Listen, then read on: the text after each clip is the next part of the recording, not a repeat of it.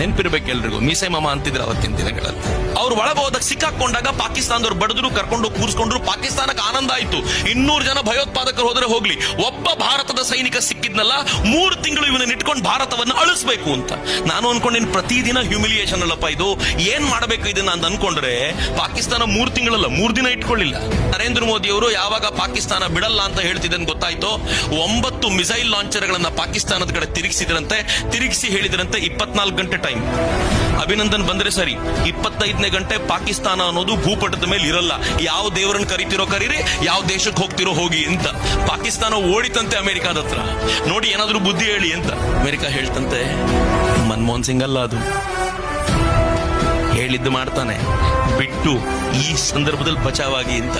24 ಗಂಟೆ ಕಳೆಯೋಕ್ಕಿಂತ ಮುಂಚೆ ಅಭಿನಂದನನ್ನ ಭಾರತಕ್ಕೆ ಗೌರವದಿಂದ ತರಲಿಕ್ಕೆ ಸಾಧ್ಯ ಆಯ್ತಲ್ಲ. ಹೊಸ ಭಾರತ ಇದೆ ರೀ ನರೇಂದ್ರ ಮೋದಿ.